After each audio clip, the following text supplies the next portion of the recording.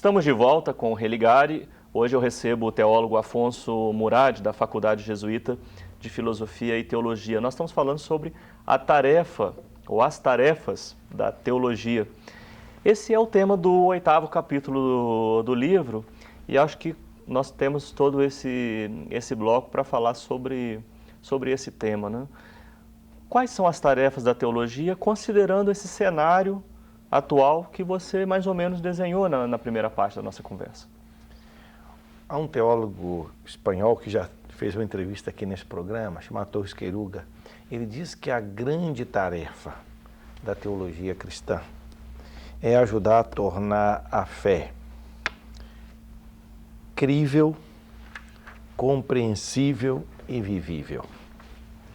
Eu queria retomar exatamente essas três palavras.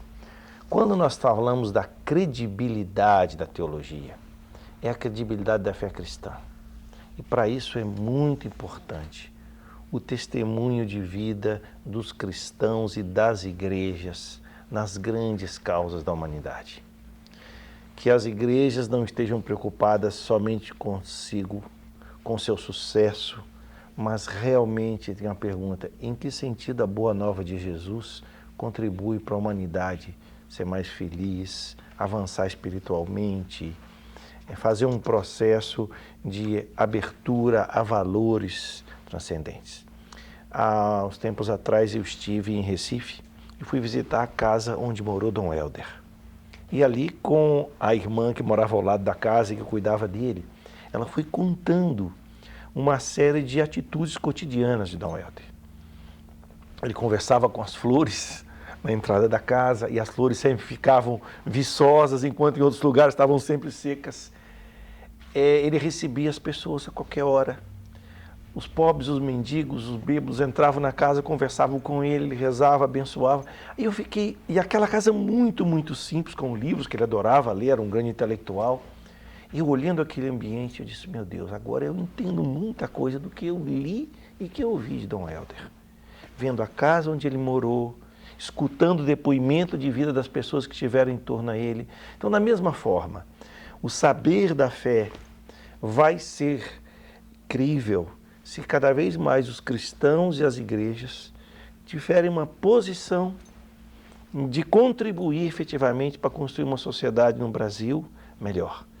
Me espanta uma coisa: sim, a bancada cristã no parlamento brasileiro subiu nas últimas eleições. Isso redundou em melhoria da qualidade da nossa política? Não. Aumentou a corrupção. Então, o que significa você ter deputados, até senadores... E já não é a primeira vez que isso acontece no parlamento brasileiro. Que vão, exato, em nome de determinada igreja, porque são homens de Deus, coisa nenhuma, com todo respeito, porque entram na mesma loja dessa corrupção que está acabando com o nosso país. Então, a nossa fé precisa ser crível. O segundo ponto que o Torres Queiruga coloca é compreensível. Porque havemos de convir, né? Quem não entrou dentro do ambiente teológico, vai ler algumas coisas, não entende. Não entende. Por isso que nós fizemos esse livro de teologia, a Introdução à Teologia, que ele é mais amplo. E nós temos, eu criei com outras pessoas, um livro mais simples de introdução à teologia, que é a Casa da Teologia. Nós já conversamos sobre ele aqui num programa, por causa disso. Recentemente eu sou professor da área de Mariologia, né, sobre Maria, produzi uns videozinhos no YouTube. Aliás, convido você, espectador, a olhar. Você clica ali, Trem da Mariologia, no YouTube, e depois me dá um retorno. Foi um esforço enorme que nós fizemos de repensar alguns temas da teologia, usando uma imagem que é muito, né, forte para o mineiro, que é a imagem do trem. Trem da Mariologia. Você tem outro blog também sobre temas de teologia? Tenho. Não exato. É apenas esse? Não. É o Afonso Murad, que é o meu blog pessoal, e um de Maria, que chama mãenossa.blogspot.com. Então, eu acho que cada vez mais nós temos que fazer esse esforço, entendeu? Traduzir as coisas que parecem mais complicadas, de forma que as pessoas compreendam, digam: poxa, isso é iluminador para mim. Crível, compreensível e depois vivível, né? Quer dizer, o que significa para um cristão acreditar que Deus é um em 3 pessoas? Quer dizer, o que isso toca na minha vivência? Significa que Deus é comunidade, ser comunidade faz parte do que é mais forte no ser humano. Quer dizer, a dimensão da diversidade na unidade que a gente encontra em Deus é iluminador para o ser humano. Então, a gente explorar cada vez mais essa dimensão de que a fé cristã, o pensar a fé, tem um impacto na espiritualidade e na ética. Sim. Vocês falam aqui no livro que a tríplice tarefa é interpretar, dialogar e reelaborar. É nesse sentido que você colocou? Por que você tem que interpretar? Porque muitas coisas que nós herdamos da fé cristã, das antigas gerações, dos séculos passados, foram formuladas numa linguagem que hoje já não é compreensível. E numa maneira de compreender porque o distinta. horizonte cultural é outro, não é verdade? Quando a gente fala, por exemplo, natureza, o que você imagina hoje? Planta, não é verdade? Amazônia. Aí você vai ler lá no século V, que Jesus tinha uma natureza humana e natureza divina. Dá um curto-circuito na pessoa. Fala, peraí, mas natureza para mim significa outra coisa. Então você tem que interpretar.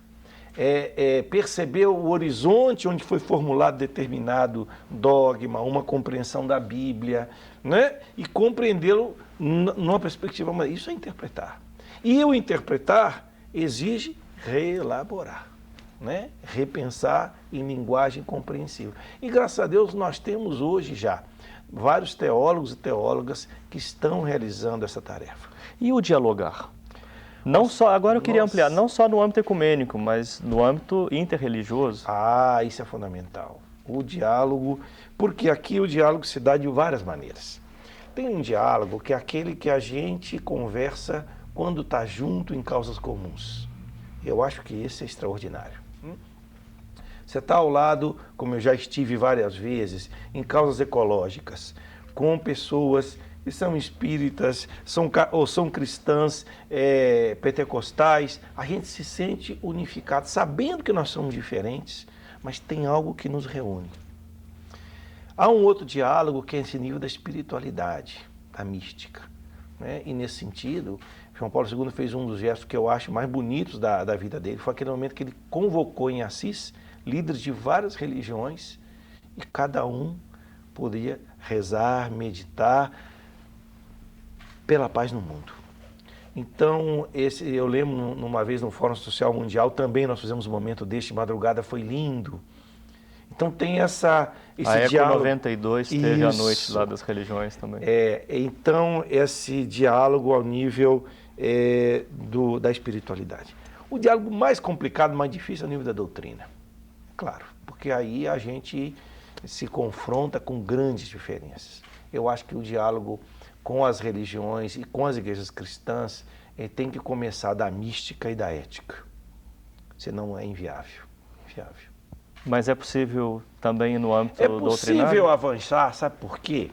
Porque a gente vai percebendo que o outro tem uma maneira diferente de perceber o sagrado, aquele que nós chamamos de Deus, e que pode ajudar a minha experiência religiosa também. Sim. E no âmbito institucional também não é um desafio esse tema do diálogo? A teologia não esbarra ali onde as instituições querem mais se preservar e se manter como instituições do que propriamente discutir teologia, experimentar no âmbito da mística, da ética, suas concepções? É verdade.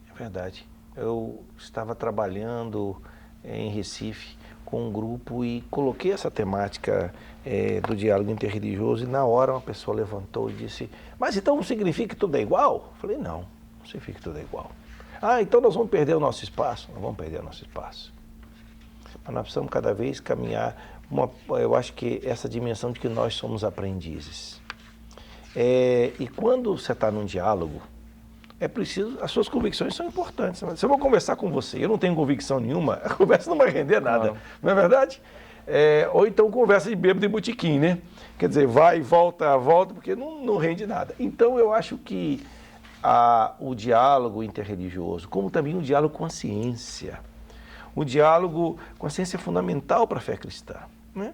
Então, por exemplo, você estudar hoje o que significa as correntes que estão pensando sobre a origem do cosmos, a origem do nosso planeta. Isso é muito importante. Quer dizer, para nós que temos fé, nós acreditamos que a raiz última da origem do universo está em Deus. Mas não necessariamente tem que ser aquela compreensão literal de 7 dias, primeiro, segundo, terceiro, que aliás foi escrito numa perspectiva poética, nem foi escrito numa perspectiva científica, né?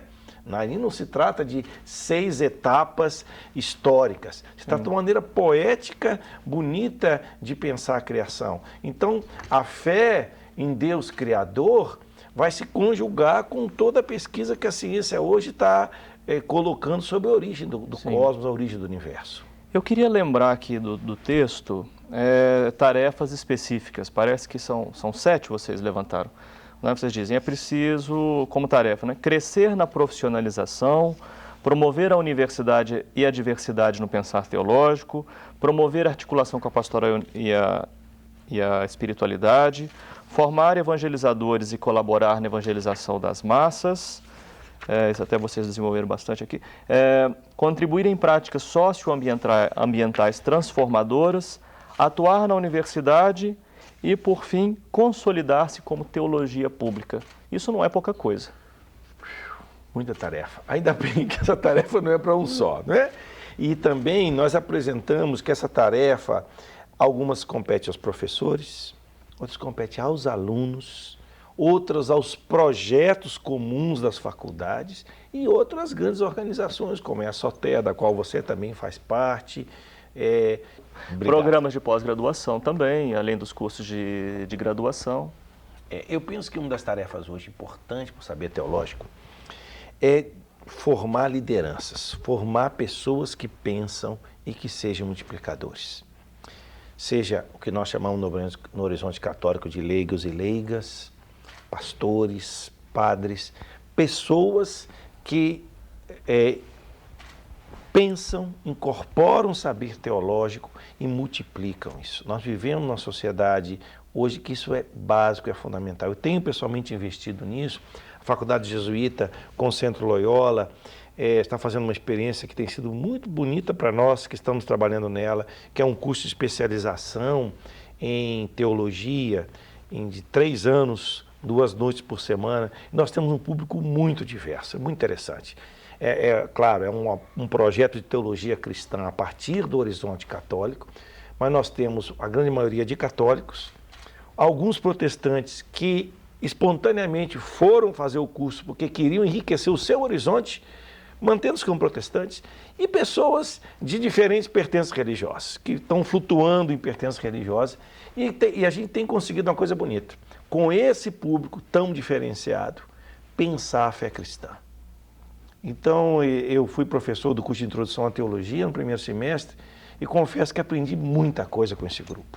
Fico feliz quando vou lá. Tem um astral, porque aquele astral bom, aquela coisa assim, o desejo de saber, de conhecer e também o desejo de ser melhor. Algum não religioso nesse grupo?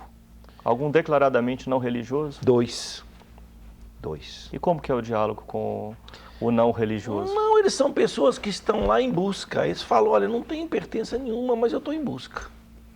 Então, a pergunta de alguém que está em busca se soma à busca nossa também.